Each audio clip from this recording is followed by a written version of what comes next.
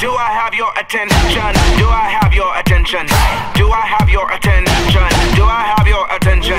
Do I have your attention? Is you taking notes? Alrighty, you guys, so the first thing we're going to work on are our vegetables. So what I have here is one green bell pepper that I've already washed, and right now we're just breaking it down. You want to get rid of as many of the seeds as you possibly can. Honey, if you got seeds in it and if you got some of the membrane, who cares? At the end of the day, low-key, that's probably the part that we probably should be eating the most to get the most nutrients, but we've just been conditioned to get rid of it. I don't know, child. Back to the program. So what I'm doing right now, honey, is I am breaking these down. I'm going to mince these down. Now, if you are not a person that loves green peppers, by all means, you can completely omit this. Or just use half the amount. I'm breaking them down really, really small. That way I'm not getting big chunks of the green peppers. I would definitely suggest try it out the way I'm doing it, and by breaking it down and really having it to a mince, to me that makes a big, big difference. The same thing goes with this onion. I am not an onion lover, but what I have here is a half of a sweet onion, and I'm going to break these down the exact same way. I'm going to cut them as small as I possibly can, and then I'm going to saute these off. Now, if you guys are the people that like a little bit of crunch in your meatloaf, what you can do is still do everything I'm doing right now, and just put the vegetables directly into the meat mixture, okay?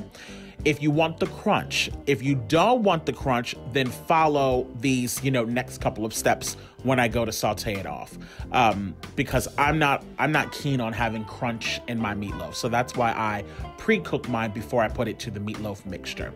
So the next thing we're gonna have here is about 4 to 5, cloves of garlic that I'm gonna mince as well. Now, if you can't find fresh garlic, or if, chopping up fresh garlic stresses you out, and if you choose to use the pre-made minced stuff, which you should not be, I would say only use about a half a tablespoon. The reason why I say not to use that pre-minced stuff, you guys, that stuff leaves a weird aftertaste in your food. So just keep that in mind. So now what we're going to do is we're going to add 4 tablespoons of butter to a nice hot skillet. You want to make sure your skillet's hot. And what you're going to add in first is just the green peppers and the onion. You want to hold off on adding in the garlic, and I'll tell you why in a few moments. Now, like I said, if you want to have the crunch in your meatloaf, this is the part of the video where you should skip. You'll just put your vegetables directly into the meatloaf mixture uncooked, okay? So what I'm doing right now, like I said, I'm just sauteing these down. I'm going to add in probably about maybe 1/8 or about 1/4 of a teaspoon of black pepper. If you're a black pepper fan, by all means, add yourself some more. And then I'm also going to add in a nice hefty tablespoon of kosher salt. You guys know that I adore cooking with kosher salt.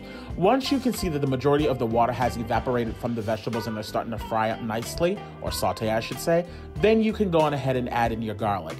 Now the reason why you want to wait and hold off on adding in your garlic, because garlic can burn really, really easily. And you definitely don't want that to happen, because once garlic burns, it turns really bitter, and that's just not the move. And then you'd have to throw it away and start all over. And ain't nobody got time for that. Put this stuff in a bowl, you guys, set it to the side. We'll come back to that later. So let's focus on the meat. So what we're going to add in now is 1 tablespoon of steak sauce. We're also going to be adding in 1 tablespoon of gochujang. Now, if you've never used gochujang, I'm going to show you guys the bottle now so that you'll know exactly what to look for. It's a Korean chili sauce. It's not spicy, don't worry. The next thing you're going to add in is 1 tablespoon of worcestershire sauce. Then we're going to add in a half a tablespoon of seasonal salt, a half a tablespoon of onion powder, 1 teaspoon of garlic powder, optional 1/4 teaspoon of red pepper flakes, 1/8 of a teaspoon of thyme leaves, a half a tablespoon of parsley. And now this part here is really optional. Now I'm doing it the old school way, where I'm taking, 2 old rolls that I had that I let get nice and stale and hard, and I'm breaking them down into crumbs. Those were the Hawaiian rolls that I make. You can buy them from the grocery store. You can take whatever bread you got, or you can just use the non-seasoned breadcrumbs and only use about a half a cup. It's completely up to you how you choose to do this part, but it helps bind it together and keep it nice and moist. So speaking of moisture, we're going to add in a half a cup of mayonnaise. And then for a tinge of sweetness, we're going to add in 1/3 of a cup of ketchup. The ketchup is what's going to add a little bit of sweetness to it. Do not add sugar, people. Do not. Then, to help bind everything together, we're going to also add in 2 large eggs. Now, After you get your eggs in, the next thing you're gonna do is you're gonna bring in those sauteed vegetables. Now, once again, if you want the crunch, skip over that fact and you'll just throw those in completely uncooked. And then now we're gonna work on mixing everything together. So now that you guys pretty much have everything inside of the meatloaf, you know, now it's the time to just mix. Make sure your hands are nice and clean. Now, just as a reminder, the red pepper flakes that I put in this are completely optional, of course, as anything is. But the 1/4 teaspoon that I added only added a very minute amount of heat to this. So I would say go ahead and try it out. But if you know for sure that you like a lot of heat, then by all means add more. The Korean chili paste by all means does not add any heat to this because it's way more stuff going on in this. But it just gives it a tinge of Asian flair. So that's the reason why I like to add it in. And I think it makes a great addition to the overall meatloaf. So you want to make sure, you guys, that you're not over mixing this. You want to do it just enough to make sure that everything is incorporated, and then you want to stop. If you just keep going and keep going and keep going, you're going to end up with a really tough meatloaf. And this might look like it's too loose, like it won't firm up, but I promise you, you want it to look like this. If it goes into the oven too dry to begin with, it's going to come out looking like a dry brick, and you don't want that.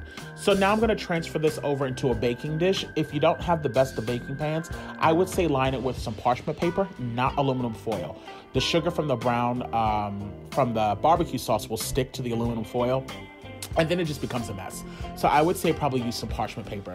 You want to make sure that your meatloaf, you guys, is even on all the sides, especially the thickness. That way it cooks evenly.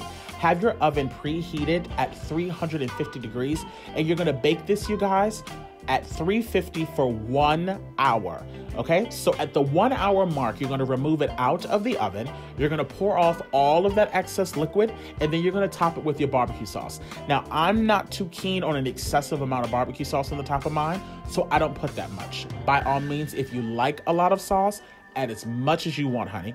So after you put your barbecue sauce on, you're gonna turn the temperature on the oven up to 400. Place it back in there for an additional half hour. So the total cook time is 1.5 hours, and you guys, it's going to come out amazingly. A little pro tip, let your meatloaf sit for about 5 to 6 minutes before you go chopping into it. That way it can stay nice and firm and all the juices kind of stay in. I'm topping mine off with a little bit of parsley. You can do whatever you like, honey.